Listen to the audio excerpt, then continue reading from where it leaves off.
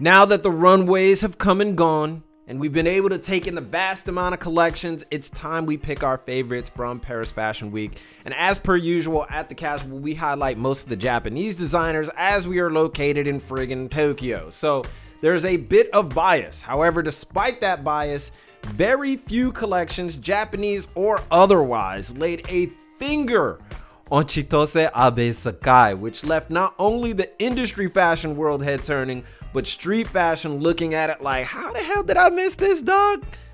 I'm serious. No, it's crazy. Now, if you don't know about Sakai, it's cool. We got a what the hell covering the label this week, so check the date on this episode if you're late to the party. But don't worry about that right now, because the Native American and classic Americana elements displayed, mixed and fused with the Sakai runway was one of the most eye-turning this year, in my humble opinion. Not only did Chitose and team churn out something that was eye-appealing that damn near perfected the fusion, Willist enlisting the help of Pendleton, known for its Southwest American blankets, and Hollywood tattoo artist David Wu, it was done with such precision and amazing draping and layering that you couldn't deny its effect. It was that good. I mean, it's really hard to put into words how good it was, but the street fashion world had something even more interesting to gawk at. Turns out, Nike and Sakai have been secretly gearing up for a collab dropping for the Spring-Summer 2019 collection, and it has the sneaker world ablaze. It's on fire, dog. The reworked Daybreak, Nike Daybreak, and blazer that debuted on the floor was an eye-catcher, among many other pieces. It maintains the silhouettes of the classic Nikes, but adding in layering that was showcased on the runway. It became an instantly hyped shoe, and I, for one, I'm excited because all colorways and both silhouettes are bona fide heat seeker missiles. I ain't even joking.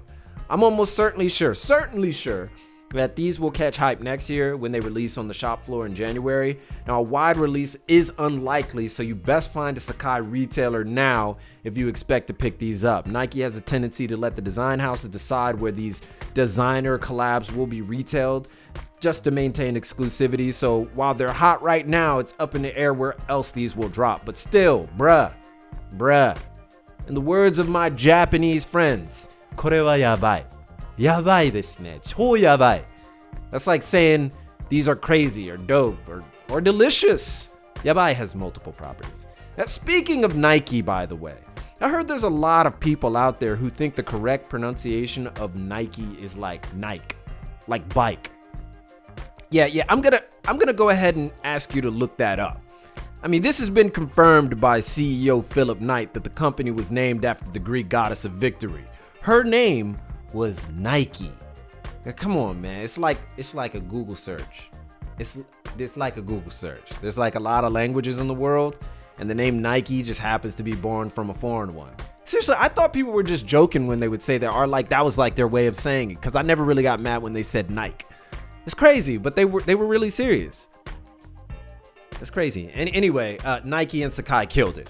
Now, other collections were pretty okay, all things considered, but a little predictable. Undercover went heavy into a comical punk per usual. White Mountaineering, its first half was a bit underwhelming, but it progressively got stronger. I expect the Adidas collab to be quite popular when it drops, as always.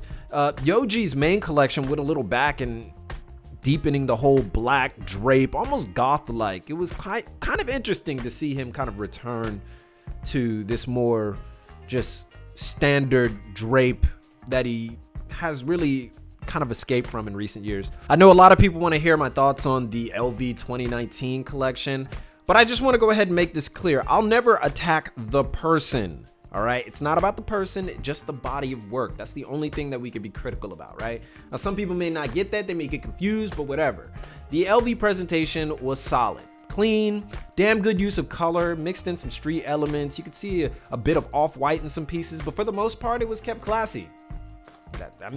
That's what it was. A lot of people were complaining about the overall baggy look that permeated. I wasn't really surprised because that look has been in Japan for the past few seasons, so it didn't really catch me off guard.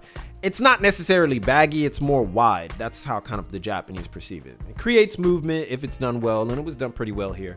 Overall though, I thought it was pretty safe. Nothing too out there except for the spaceman poncho, but that was definitely an outlier and probably just a showing of things to come. I heard a lot of rumblings of people bringing up diversity when talking about this collection. I can dig it, but at the end of the day, I feel when you start bringing that up, you open up a can of worms that assumes that the person is only in that position because of a lack of diversity and not their skill, and that should never be the conversation. I realize it's important to bring that up in the fashion world, but in terms of describing a collection, it's a non-factor, and people were consistently bringing this up. The collection should stand on its own, and the issue of diversity should stand on its own, and it shouldn't determine your view on how you view the collection. Some of the pieces were solid despite bringing that up, which should be a normal thing. It isn't, but it's why we're moving in this direction of more diversity in the fashion industry. But at the same time, I shouldn't like the collection because the guy looks more like me. I should like the collection because it was designed well. So I know a lot of people don't. A lot of people just want to have blind support. I can't do that. And like I said, the collection was pretty solid despite me thinking about what the ethnicity of the designer was. That's how I feel about it. Now, there's some more collections that stood out. Junjie, surprised with its PVC layers over plaid. Y3 aired everything out, which is surprising, and a couple of looks really stood out, and the pattern this season is one of the better I've seen in years. Per usual, it was drape galore, but far more risk was taken here with Y3, as you know, technical wear is becoming more and more in vogue. So I expect Yoji and Y3 team to really churn out this whole Y3 enters a technical functional market, which is really cool.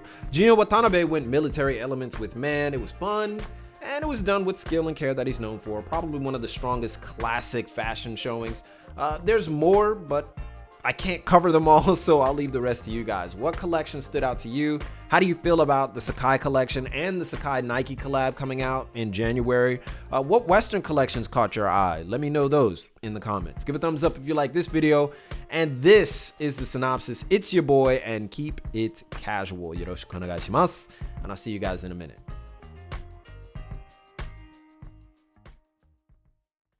Thank you guys so much for watching. Let us know what your thoughts are on this topic in the comments. Give a thumbs up if you like this video, but most importantly, keep it locked right here for all of your info on international street fashion and culture from Tokyo. It's your boy, and keep it casual. Yoroshiku onegai shimasu. You can even check out more videos, and you can support us on Patreon or follow our social media networks. That's always cool. You can do that. We didn't want to say it, but I said it anyway.